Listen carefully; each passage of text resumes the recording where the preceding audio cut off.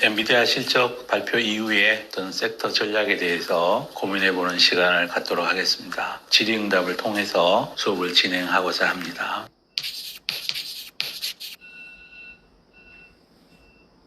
근본적으로 이제 긴 눈으로 보면 이번에 조정을 받는다면 아주 좋은 기회일 거라고 저는 생각해요. 자, 여기서 제가 오늘 갈 길이 멀어서 여기서 자르겠습니다. 오랜만이에요. 제가 그 주식 관련 방송으로 제가 뵙게 된 지는 꽤 많은 시간이 지났네요. 뭐 지금 상황은 어제 제가 그래서도 설명했지만 제가 좀 그 정리를 하지 않으면 안 되는 상황이다. 그리고 지난 시절에 엔비디아의 그 거센 반등을 보면서 저 역시나 상당히 긴장한 상태였다. 막 이런 얘기를 할 수 있겠고요. 그런 것에 대한 어떤 소회를 먼저 좀 말씀드리고 싶고, 지금 제가 이 방송을 가지고 있는 이 양반 서재영 씨는 엔비디아 바닥론, 엔비디아 조정론, 엔비디아를 지금 좋은 기회다. 지금 반등 조정 줄 때 자 매수론을 외치고 있는 한국 진영의 대표적인 사람이에요. 이런 사람들이 당연히 있죠. 과거 옛날에 십몇 년 전에 닷컴 버블 끝나고 시스코에서 인터넷 그 장비주 그 당시 대장이었거든요. 시스코에 관련해서도 조정이 나왔을 때 분명히 헤드앤숄더에서 헤드를 찍고 조정이 나왔을 때 이런 사람들이 있었죠. 뭐 매수 기회다. 막 이런 얘기들. 자, 그런데 그런 사람의 대표적인 사람이에요. 이 서재영 씨가. 그런데 이 서재영이라는 사람은 제가 볼 때는 그래요. 이 양반이 이제 경상도 사람인데요. 이 양반은 그동안 우리가 보았던 박순혁 같은 똑같은 그 경상도 사람인데 그런 유형의 사람은 아니에요.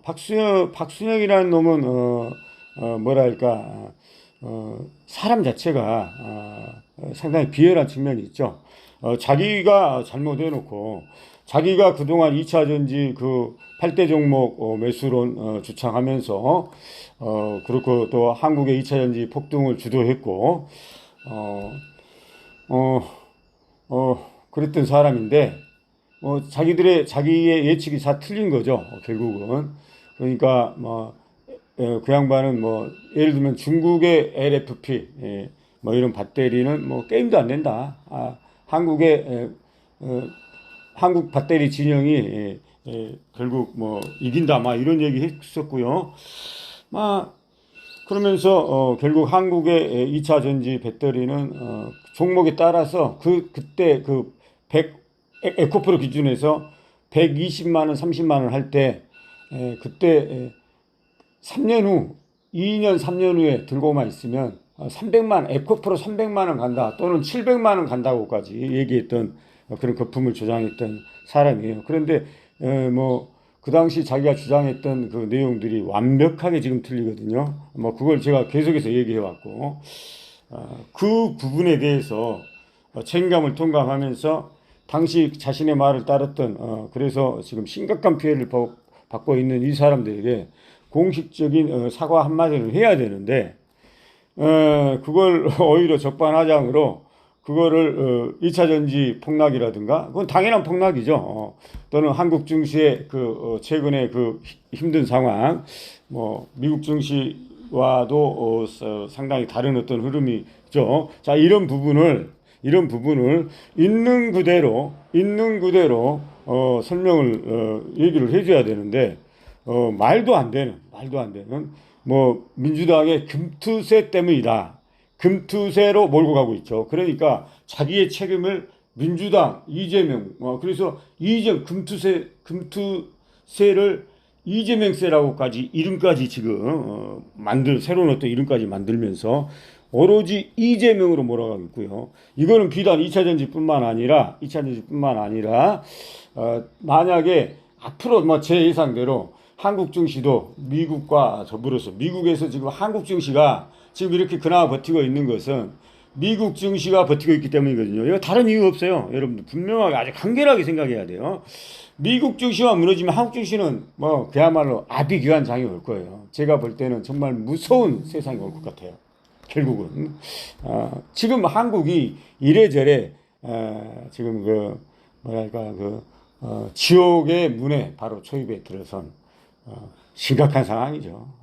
역대 뭐 IMF는 우리가 경험했던 것들은 아무것도 아닐 정도의 그런 상황이 지금 닥칠 그런 어떤 그런 상황이 지금 놓여 있는데 단지 하나 미국이 지금 미국이 지구고 한국은 그의 위성국 탈이다 보니까 미국이 저렇게 아직까지는 버블이 나오고 인공지능 뭐 이슈로 인해서 엔비디아 빅테크들이 저렇게 강하고 뭐 어떤 이유가 있죠. 뭐 정치적인 이유도 있을 것이고 거기에는 여러 가지 이유가 있어요. 자, 어쨌든 미국이 버티고 아직까지는 버텨주고 있기 때문에 한국이 버틴 건데 지금 한국은 사실 그 장난이 아니에요. 뭐 이 얘기를 제가 오늘 제대로 다 할 수 있을지는 모르겠어요. 한국의 처한 상황이 지금 심각하다고요. 뭐 간단하게 혹시 제가 또 얘기 와중에서 빼먹을 수 있기 때문에 먼저 좀 생각난 김에 좀 비록 뭐 좌충우돌식 방송이라 할지라도 일단 좀 얘기를 하자고 그러면 이왕 얘기를 꺼내기 때문에 먼저 좀 이 부분을 제가 원래 이 부분을 먼저 얘기할 예상은 없었거든요.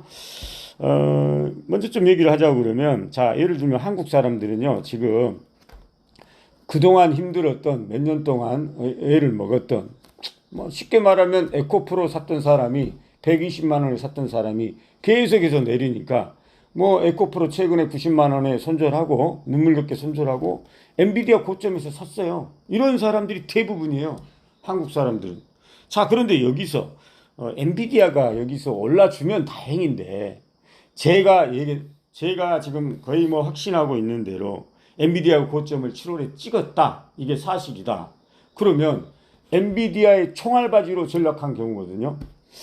가뜩이나 어려운데 또 엔비디아에서 한국에서 한국 시장에서 그렇게 당하고 그렇게 힘든 눈물 흘렸었는데 엔비디아까지 설거지꾼으로 전락이다. 이거는 그야말로 한국이 왜 지금 최근에 무역 수지는 좀 나아졌는데 대기업들의 삼성전자, 현대차의 어떤 수출로 인해서 또 환율이 또 1,300원 후반대에 계속 있다 보니까 수출 기업들한테는 굉장히 절호의 어떤 그런 기회죠.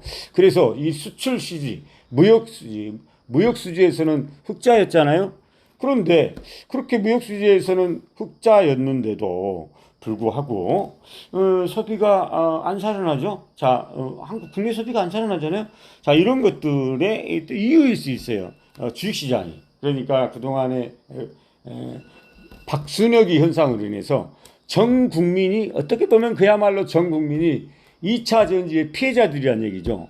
이런 사람들의 마음은 지금 시드 오브 핫브레이크예요. 상당히 마음 심리가 깨진 상태예요. 이런 사람들이 어떻게 소비를 하겠어요? 더군다나 엔비디아 사놓고도 지금 불안불안하죠 지금. 자칫하면 큰일 나는 상황이 있을 수 있는 거죠. 자, 그래도 보니까 소비가 지금 안 따라주고 있고요. 안 따라주고 있고 막 이런 경제적인 어떤 이런 상황에 지금 처해 있고 또 한 가지 정치적으로도 지금 굉장히 힘든 상황이죠. 한국이 지금 보면 우리나라 사람들이 모르는 부분이 지금 저는 그래요.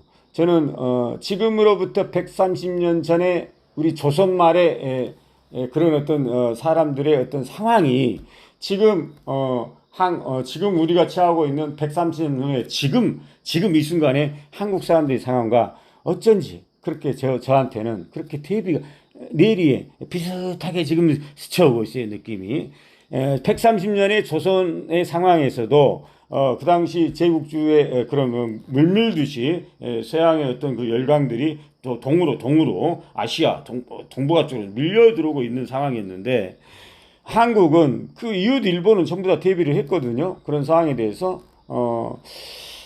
그랬었는데 한국은 그냥 자고 있었죠.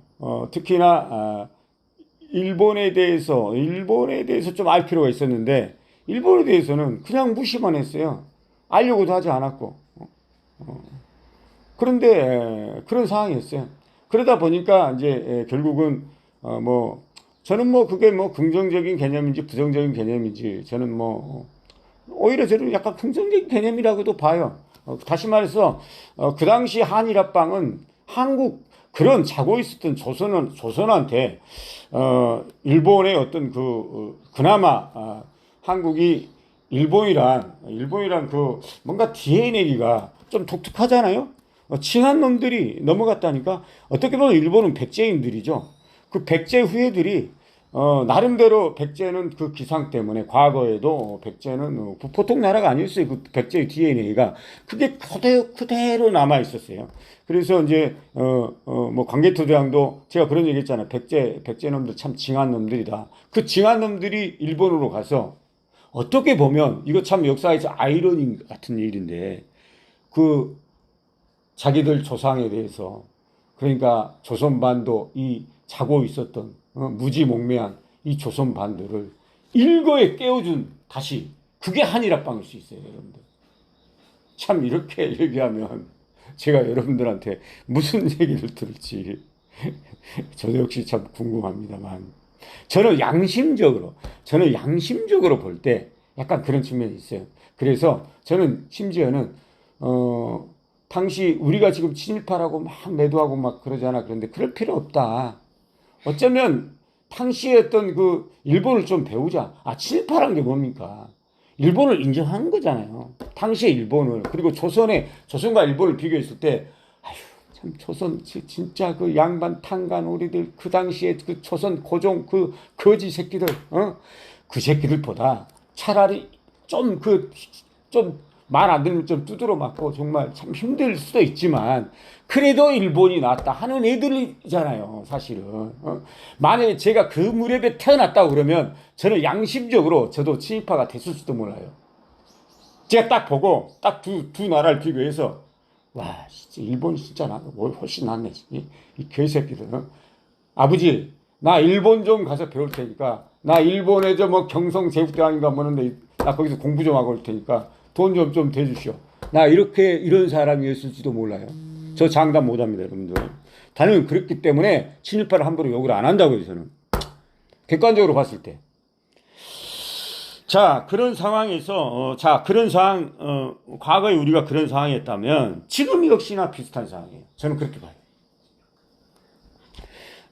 지금은 이제 나라만 다르죠. 과거에는 그렇게 일본을 그렇게 봤는데 지금은 우리가 중국을 그렇게 보고 있기 때문에 저는 자칫 잘못하다면 큰 일이 벌어질 수 있다. 왜냐? 지금 우리나라가 중국을 볼 때도 과거 우리가 일본을 알려고도 않고 알지도 모르면서 막 일본을 무시만 했잖아. 그러고 당했잖아.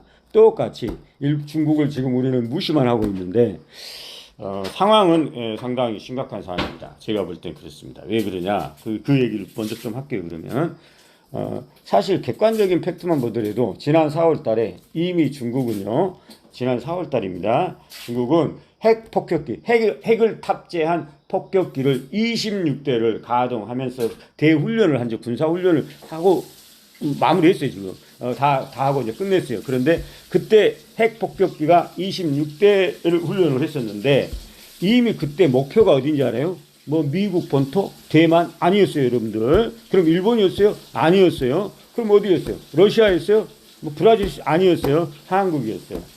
한국의 뭐 미군 기지 평택, 뭐 오산, 뭐 강주, 또 저기 뭐 성주에 뭐 있잖아, 뭐 패트리어트인가 뭔가. 자, 이런 것을 집중 타격을 위한 훈련이었어요. 그것도 핵 폭격기로 여러분 몇 번 둥둥 뜨고 지금 만 상태예요.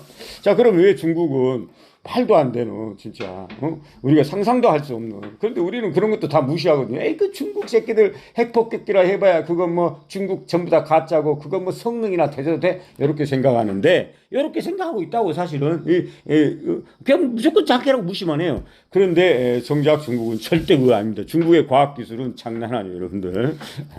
그리고 그러면 왜 그러면 중국이 그런 일을 최근에 했었냐? 나름대로 중국은요, 우리나라 사람처럼 그렇게 비합리적이지 않아요. 굉장히 과학적이에요. 그래서 우리가 생각하는 것보다도 훨씬 더. 그래서 지금 중국은 한마디로 북한의 상황을 매우 예의주시하고 있다는 거예요. 중국은 이미 고구려라는 나라를 이미 자기 나라다. 그 동북공정이죠. 이미 다 그렇게 마무리된 상황의 역사를 다 아주 나쁜 놈들이죠. 알고 보면. 자, 이 새끼들이 지금 하고 있는 짓이 그러다 보니까 이제 고구려가 자기 나라다 하다고 보면은 그 사고에는요.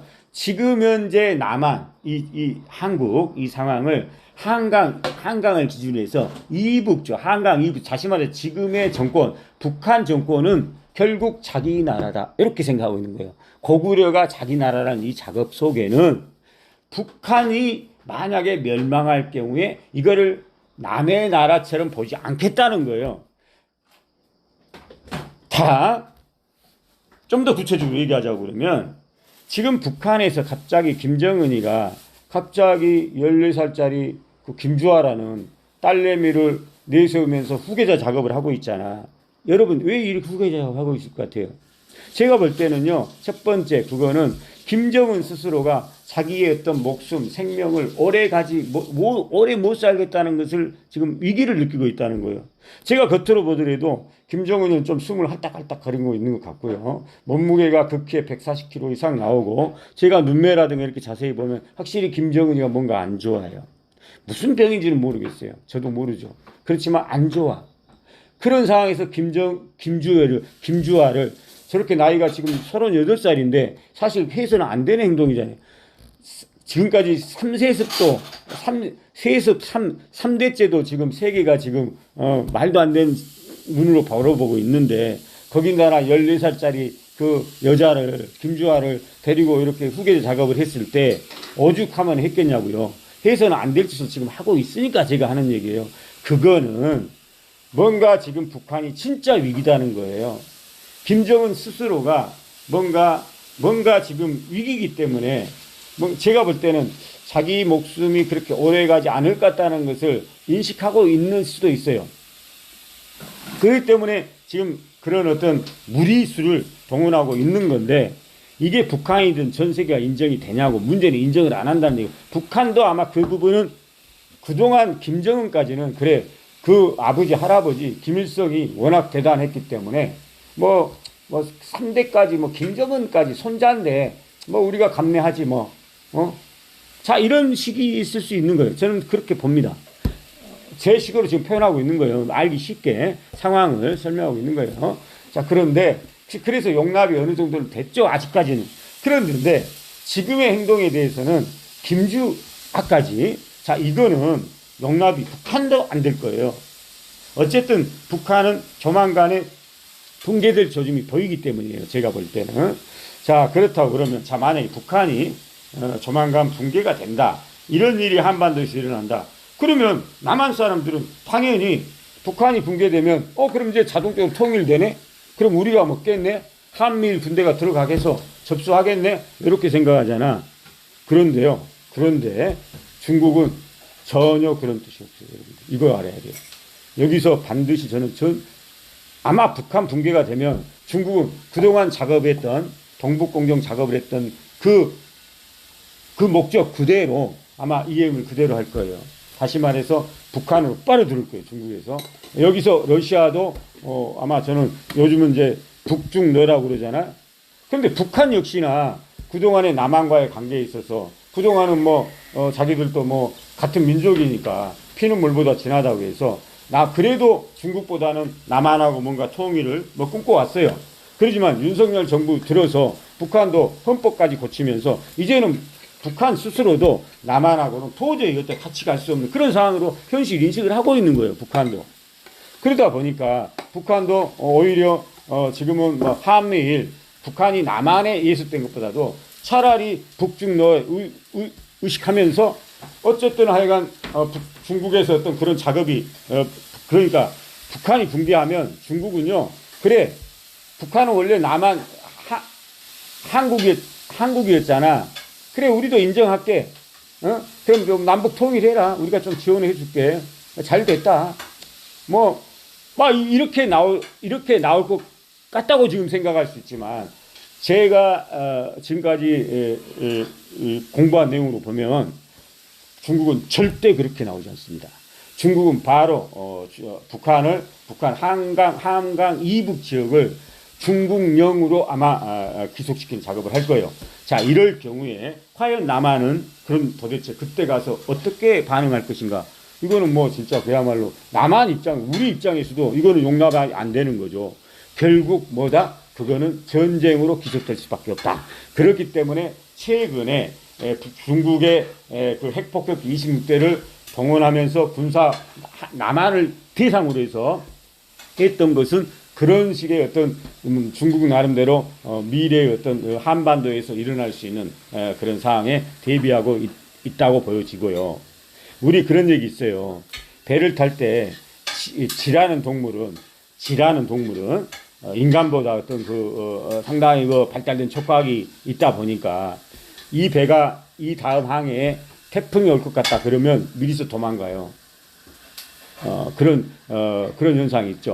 자, 우리가 최근에 보면은 우리 중국 교포들 있잖아요. 중국 교포들 조선족이라고 그러죠. 이 사람들이 아니 분명히 자기 조상이 선산이 우리 한국에 있고 조상이 자기 3대째, 2대, 4대, 5대째도 아니고 2대, 3대 바로 위 할아버지, 아버지가 자기 고향이 남한에 한국 사람인데 이거는 뭐 말도 한국하고 말하고 있고 그런데도 이 사람들 보면은요 19명은요 한국의 국적을 안 가지려고 그래요. 중국 국적을 원하고 있어요. 아니 자기 할아버지가 한국 사람이 엄연하고 키도 엄연하고 자 그런데도 중국 국적을 원한다니까? 왜 그럴 것 같아요, 여러분? 제가 볼 때는요, 이 사람들은 감이 있어요. 우리보다 감이 그런 면에서는 뛰어날 수 있어요. 왜? 그런 지역에서 살고 있잖아. 남한은 지금 이런 상황을 지금 모르잖아, 남한 사람들은. 그냥 중국 가면 짱깨라고 생각하고 있잖아. 그렇지만 조선족들은 중국과 한국 그 사이에 사는 사람들이잖아. 그러다 보니까 앞으로 전개될 상황이 어떤 상황이 벌어질지. 그래서 경제적으로 당장 한국에 와서 여기서 일하면 돈은 벌 수 있기 때문에 당장 돈은 벌지만 그래도 국적만큼은 중국이 유리하다. 이런 것을 마치 지가 태풍이 아마 앞으로 재앙이 닥치는데 미리 대비하듯이 약간 그런 어떤 감성에 의해서 이거는 어떤 직관에 의해서 나온 것이 있거든요. 느낌에 의해서.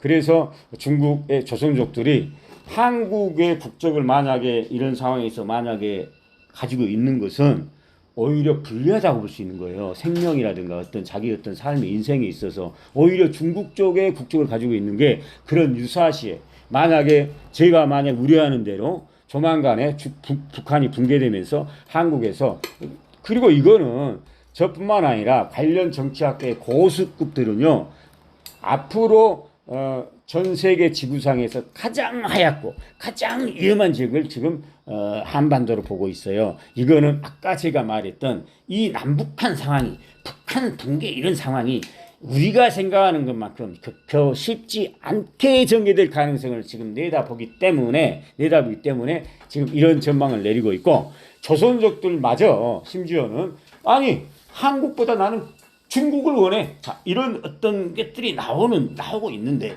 이거는 우리가 비판만 할 게 아니라, 조선족들, 저 개새끼들, 저 새끼들, 뼈부터 중국 놈들이야, 저 새끼들. 절대 우리 동포 아니야. 이렇게 욕만 할 거 아니야. 아니라, 왜 그런 사람들이 그런 행동을 하고 있는지, 왜 지가 도망 나왔을 때, 우리는 그 지를 때려잡으려고, 그럴 것만 아니라, 왜 지가 도망 나올까? 왜 저 새끼들이 도망 나오지? 그런 것을 우리가 한번 생각 한번 해봐야 되잖아요. 자, 그런 어떤 상황이 지금 전개되고 있다. 이런 그래서 저는 상당히 우려되는 상황이다. 더군다나 지금 엔비디아에 물려있고 또 한 가지 여기에서 한 가지만 더 할게요. 자, 그래서 제가 오늘 방송 내용이 상당히 길어요, 사실은. 자, 두 번째는 이제 또 엔비디아뿐만 아니라 역시 2차 전지죠. 2차 전지. 자, 에코프로를 예를 들게요. 똑같은 기업의 어떤 재고 자산이 있어요. 만들어 놨는데 안 팔리는 자산을 재고 자산이라고 그러거든요. 이 재고 자산은 지금은 자산의 항목이 들어가 있죠. 다시 말해서 자산의 항목에 딱 들어가 있기 때문에 사람들이 볼 때는 자산이 에코프로 재무 구조가 아주 튼튼하네 이렇게만 생각하죠. 그런데 보이지 않는 것을 볼 수 있어야 돼요.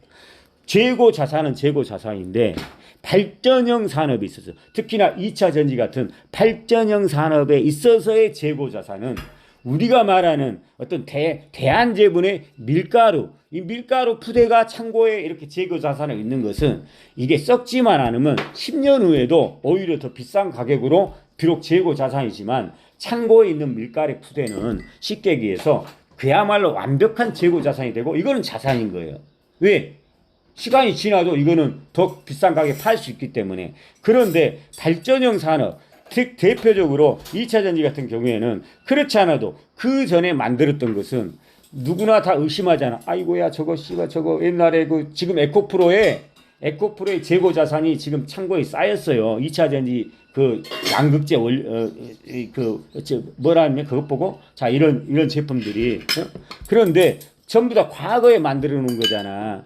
과거에 비싼 원료를 사다가 조합해서 이렇게 만들어 놓은 거잖아.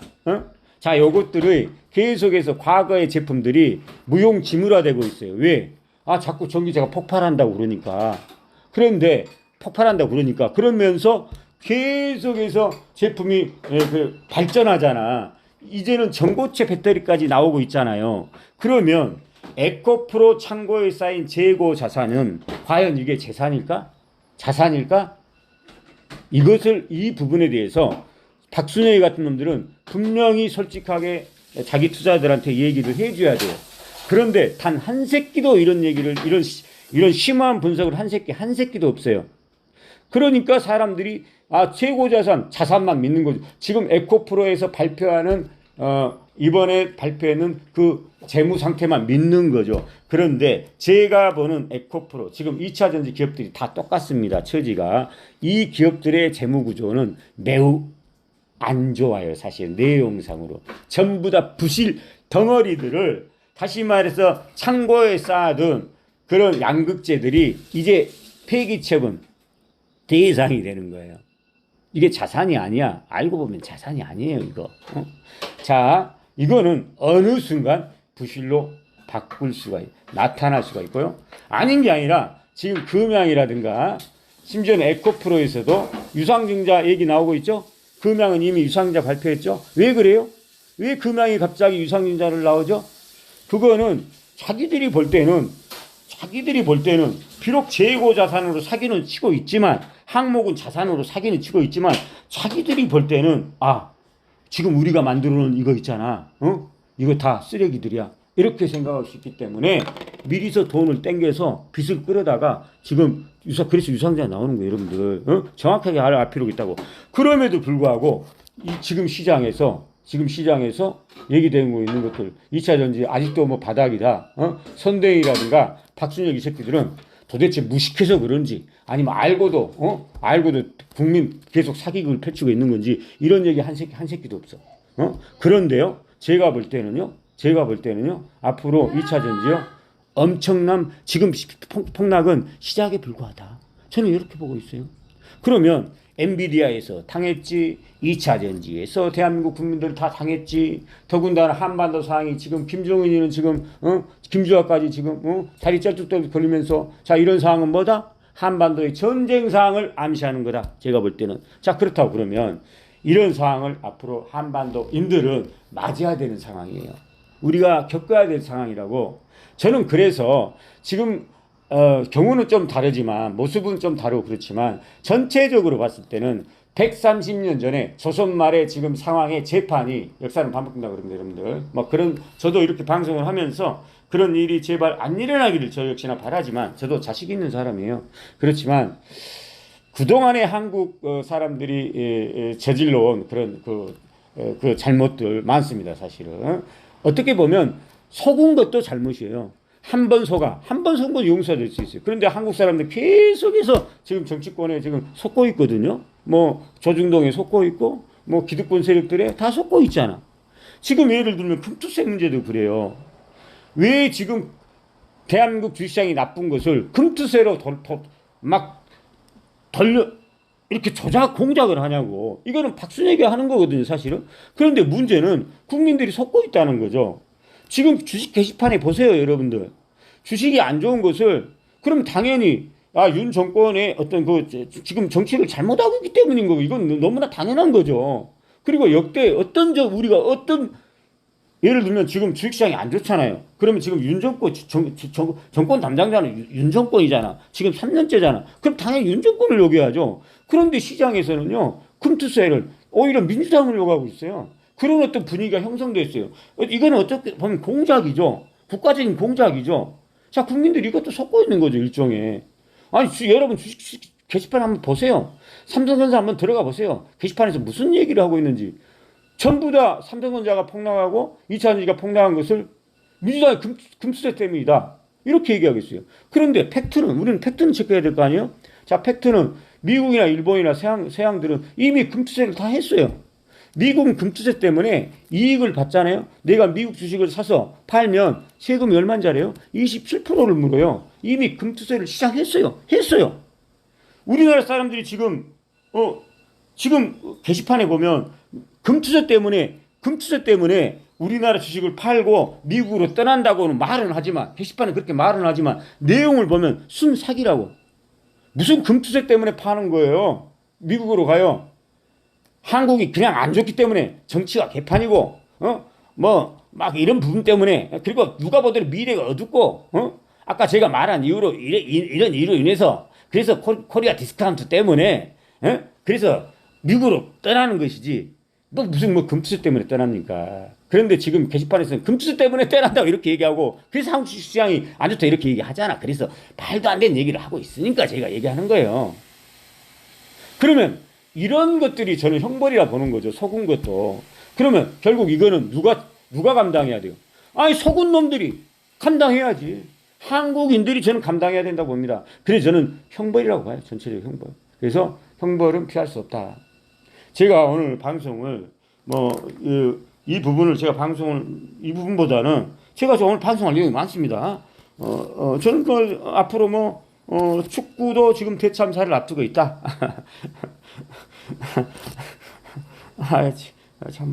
그리고 오늘 진짜 방송할 내용이 많은, 진짜 중요한 내용들이 많은데, 이것으로서 오늘 방송 일단 끝내겠습니다. 이 정도만 하더라도, 지금 한국의 상황이 어느 정도 심각하다는 것을 대충 감으로라도, 잡을 수 있을 겁니다. 시간 나는 대로, 그러면 제가 원래 본 방송에서 기획했던 대로 방송을 이따가 하든지 말든지 하겠습니다. 그럼 오늘도 수고하십시다.